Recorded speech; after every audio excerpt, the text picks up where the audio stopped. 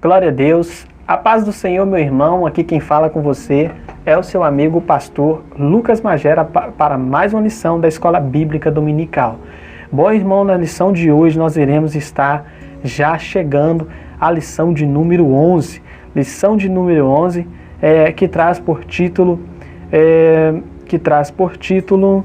Esdras vai a Jerusalém. Esdras vai a Jerusalém para ensinar a palavra de Deus. Essa é a lição 11, vai ser lecionada no dia 13 de setembro de 2020, Dia Nacional de Missões, né? Então, nós já estamos aí no terceiro trimestre, né? Chegando ao final, na verdade, desse terceiro trimestre, onde com certeza o Senhor tem falado de forma maravilhosa aos nossos corações. O objetivo geral dessa lição é mostrar a eficácia da palavra de Deus. Mas, irmão, antes de nós dar continuidade a esta lição, eu não sei se você sabe, mas todos os dias, às 15 da tarde, nós postamos uma oração que nós colocamos o nome de Tarde da Bênção. Realmente é uma tarde da bênção, onde o Senhor fala de forma maravilhosa aos nossos corações. E também às 22 horas nós temos uma outra oração, que é a oração para dormir bem. Com certeza Deus vai falar no seu coração. E temos esse terceiro ponto, né, que é as lições da Escola Bíblica Dominical. Eu gravo essas lições porque eu vejo que são lições fundamentais para a nossa vida também, né? A gente sabe que, logo que já entrando na lição, a gente sabe que nós estamos em uma edição especial nesse terceiro trimestre, né? Essa lição, ela foi escrita pelo pastor Eurico, né? Eurico em 1993, né? Em 1993, no terceiro trimestre daquele ano, foi lançada essa revista. A gente sabe que essa edição especial só foi possível por causa da pandemia, né? Então a CPAD enviou uma nota onde todos já conhecem a situação. Mas nós vamos entrar aí na lição agora, que é a lição de número 11, que diz: Esdras vai a Jerusalém ensinar a palavra de Deus. Vamos aí para o texto áureo que diz, e provaram a boa palavra de Deus, Hebreus 6, verso 5, né? Verdade prática, a palavra de Deus é semelhante a uma afiada espada, é poderosa e penetrante, né? Vamos aí para o texto que está em Esdras 8, verso 1 a 12. Estes, pois, são os chefes de seus pais, com suas genealogias, os que subiram comigo de Babilônia no reino do rei Artaxerxes. Eu não vou me atentar ao texto, porque o texto é um pouco longo, mas vamos aí para a introdução. Os irmãos sabem que aqui a gente traz apenas alguns pontos de vista, alguns comentários, né, para somar com os inúmeros professores de escola bíblica dominical que já tem aqui na plataforma do YouTube, né? O grande valor do ensino, vamos à introdução. O grande valor do ensino da palavra de Deus é o assunto desta lição. Veremos como o governo da Pérsia enviou Esdras a Jerusalém a fim de verificar se a vida eclesiástica dos judeus estava conforme a lei de Deus. Olha que coisa tremenda aqui, irmãos. Olha, o governo, olha que coisa maravilhosa. O grande valor, olha só, cadê? Aqui, veremos como o governo da Pérsia, olha só, o despertamento aconteceu e o próprio governo da Pérsia enviou Esdras para verificar o que estava acontecendo entre os judeus, se eles estavam de fato fazendo conforme a lei de Deus. Olha que coisa maravilhosa. Primeiro tópico aí, Artaxerxes envia Esdras. Os judeus sob o domínio dos persas, quando o reino da Pérsia derrotou Babilônia, os judeus que viviam naquele lugar passaram automaticamente ao domínio do governo persa. Os judeus puderam logo constatar que os persas eram mais brandos do que os babilônicos. Ponto 2. Esdras é enviado a Jerusalém para ensinar a lei de Deus. A gente sabe, irmão, que Jerusalém, melhor dizendo, os judeus tiveram um despertamento espiritual muito grande, né? E isso respingou também no governo da Pérsia, Artaxerxes. Deus usou o ímpio para trazer novamente o povo de Deus. Olha só, No seu contato com Esdras, escribas e sacerdotes, o rei ficou impressionado com o elevado grau de conhecimento que Esdras possuía da lei do Deus de Israel. Porque é assim, irmão. O crente precisa conhecer o seu Deus. O crente precisa conhecer a lei de Deus. Nós vemos aí que tem irmãos que batem no peito e falam, não, eu sou crente, mas falta o conhecimento da palavra. Então nós precisamos buscar isso como até mesmo uma obrigação. Nós que servimos a Deus, temos que buscar o conhecimento. A importante carta que o rei enviou com Esdras. O rei enviou com Esdras uma carta escrita em aramaico, que está registrada em Esdras 7, 12, 26. Através dessa carta, o rei declarou: qualquer judeu que assim desejasse poderia acompanhar Esdras a Jerusalém. Os que fossem de Jerusalém poderiam levar consigo ouro e prata, voluntariamente dados pelo rei e seus conselheiros, os dados como ofertas. Bom, aqui nós vemos que é a carta do próprio rei. O rei é que está autorizando. Porque é assim, irmão, quando Deus está trazendo um derramamento do Espírito Santo, quando há despertamento espiritual, o valor, o dinheiro, o ouro, ele perde o sentido e ele passa a ser coisas supérfluas. Você pode notar, irmão, quando nós estamos experimentando um real avivamento, ou quando estamos em oração, as coisas perdem o sentido. E a única coisa que faz sentido é Deus. Você já notou isso? Você já percebeu isso? A síntese do tópico primeiro diz assim: Artaxerxes envia Esdras a Jerusalém, onde o líder escriba e sacerdotal tem o objetivo de ensinar a lei de Deus ao povo. Então o que Artaxerxes fez? Ele enviou Esdras porque Esdras tinha um alto grau de conhecimento da lei de Deus. Então ele tinha condição de ensinar a lei de Deus. Isso abre um ponto, irmão, aqui importante para nós falar, que é com relação aos ensinadores da palavra de Deus, né? Nós precisamos entender que nosso mundo mudou. Nós precisamos entender que a época em que nós estamos vivendo é uma época em que os servos do Senhor, aqueles que estão servindo a Deus, necessitam, de fato, de buscar o conhecimento da palavra de Deus. Porque hoje em dia, irmãos, nós não temos pessoas leigas mais não. Hoje em dia as pessoas são conhecedoras da verdade, né? Então é preciso estar pronto, é preciso estar preparado. Tópico 2 aí, diz assim: Esdras ensina a palavra ao povo. Esdras saiu da Babilônia e foi a Jerusalém, irmão. Com qual intuito? Ele foi com o intuito de ensinar, de proclamar a palavra de Deus, né? E nós vamos ver que quando Esdras chegou a Jerusalém, encontrou Neemias, o qual vinha sendo o líder espiritual dos judeus em Judá. Posto a par da situação, Neemias uniu-se a Esdras na tarefa para a qual este, peraí, passou uma ambulância aqui agora e atrapalhou um pouco aqui. Uniu-se a Esdras na tarefa para a qual este havia sido enviado. Esdras ensina a palavra ao povo. Na festa do tabernáculo, no dia 1º do mês 7º, houve santa convocação. O povo se ajuntou como um só homem diante da porta das águas. Porque é assim, irmãos. Quando nós estamos provando um real despertamento espiritual, o que acontece? As pessoas, elas são comovidas. As pessoas, elas são levadas a pensar como unidade. Elas são levadas a pensar como uma só. O ensino foi maravilhoso. O povo ouviu a leitura, começou a chorar e lamentar-se. Meu Deus, isso nos dias de hoje, né, irmãos? Então, a gente nota que realmente estamos precisando desse despertamento espiritual aqui nos nossos tempos, no ano de 2020. Porque o povo chorava ao ouvir a palavra de Deus. Hoje em dia o povo não chora, o povo olha para o relógio. O povo olha para o relógio e vê que hora que o culto vai acabar, né? Então, é notório que há uma diferença entre o que aconteceu lá naquele tempo e o que está acontecendo hoje. Quando nós estamos vendo pessoas falar, Deus está derramando um despertamento espiritual, mas será que o povo está chorando? Será que o povo está sendo quebrantado? Será que está havendo arrependimento de pecado?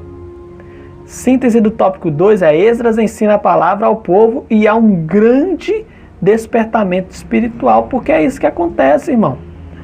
A palavra de Deus deve ser ensinada.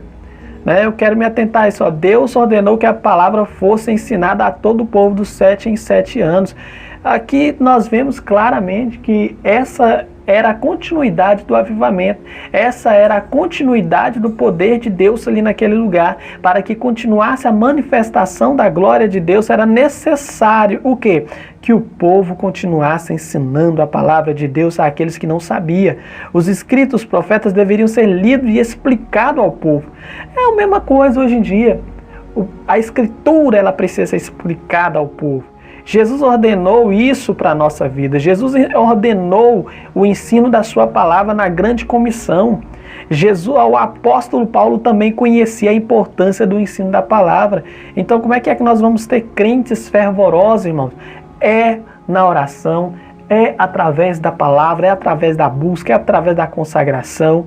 A síntese desse tópico 3 é: a palavra de Deus deve ser ensinada porque é a ordenança de Deus e ratificada por Jesus e confirmada pelos apóstolos. Não tem outra maneira. Resultados do ensino da palavra de Deus. O ensino da palavra de Deus gera temor a Deus. Deus falou: ajunta-me o povo e os farei ouvir a minha palavra. Porque é assim, irmãos. Talvez se nós tivéssemos mais leitura da palavra, talvez se nós tivéssemos mais ensinamento da palavra, haveria menos divórcio, haveria menos mortes, haveria menos mentira, haveria menos falso profeta, haveria menos descrente, haveria menos ateu, haveria menos desunião. Nossa, eu poderia passar aqui horas falando se de fato a palavra fosse ensinada nos púlpitos. O ensino da palavra de Deus implanta normas espirituais nos crentes. Não são as pessoas que falam isso, não são as pessoas que impõem. O próprio Espírito Santo, ele vem e ele ensina e ele faz nos compreender qual é a vontade de Deus. O crente jamais mente quando ele está sendo despertado espiritualmente, porque o despertamento espiritual leva ele a uma comoção. O despertamento espiritual leva ele à realidade da fé. O ensino da palavra de Deus é o conhecimento. A igreja de Corinto foi enriquecida porque pelo ensino da palavra de Deus havia recebido conhecimento. É assim, irmãos. É assim que Deus trabalha. O tópico, a síntese desse tópico é: o ensino da palavra de Deus gera temor, estabelece normas espirituais nos crentes do conhecimento.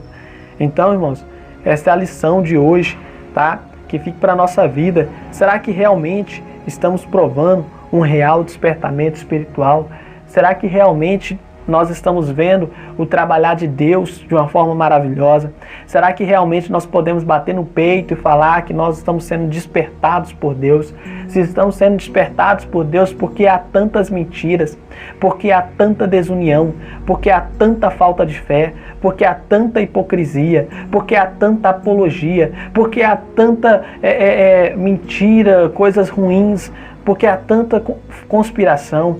Irmãos, nós precisamos entender que o despertamento espiritual nos leva a uma nova realidade, nos leva a um novo patamar, nos leva a uma nova vida, nos leva a entender de fato o que é a glória de Deus, o que é o Senhor, o que Deus é, qual é a influência de Deus em nossa vida.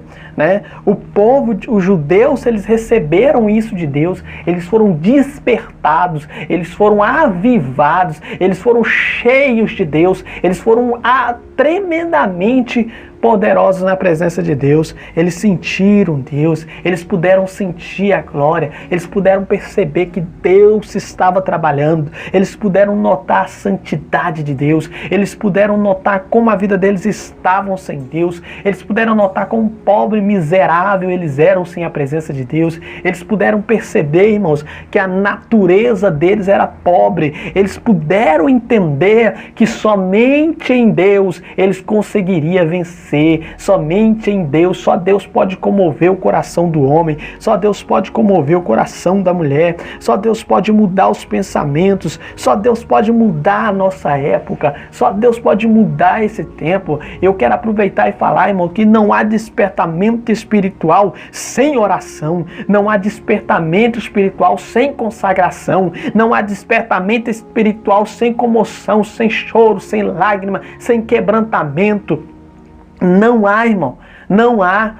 O povo só experimentou um real avivamento porque alguém estava chorando por aquele povo. Alguém foi despertado por Deus. Alguém foi avivado por Deus. Lembre de uma coisa na sua igreja. Às vezes as pessoas só reclamam. Às vezes as pessoas só falam. Ah, que culto gelado. Irmão, o despertamento espiritual da sua igreja, ela pode começar por você, irmão. O despertamento espiritual da sua igreja, ela pode começar por você. É a sua vida de santidade. É a sua vida de consagração. É a sua vida de súplica, é a sua vida de pedir a Deus. Peça a Deus se Deus vai fazer, irmão, mas você precisa compreender que para Deus agir, você tem que orar, você tem que buscar, você tem que chorar, você tem que plantear nas madrugadas, você tem que pedir nas madrugadas, você tem que pedir a manifestação da glória de Deus. Não há como Deus fazer se você não buscar, irmão. Não tem como. Quando Deus, presta atenção, é mais ou menos assim, você já viu uma fogueira, como é que funciona? Você liga, você começa a acender ela, e ela começa devagarzinho, aquele foguinho, mas quando pega também, irmão, acabou. Quando pega, acabou, é assim que tem que acontecer, irmão.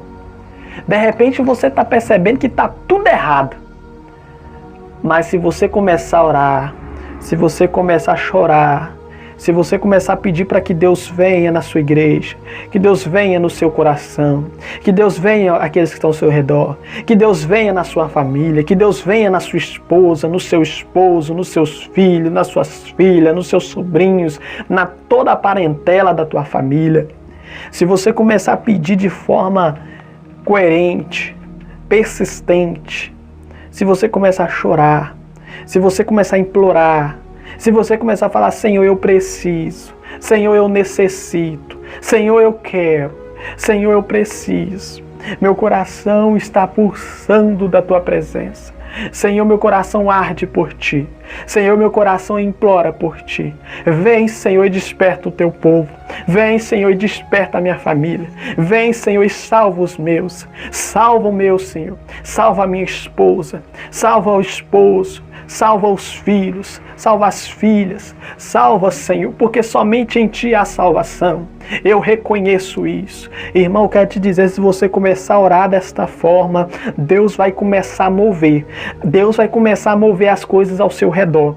Você vai começar a perceber algo diferente acontecendo.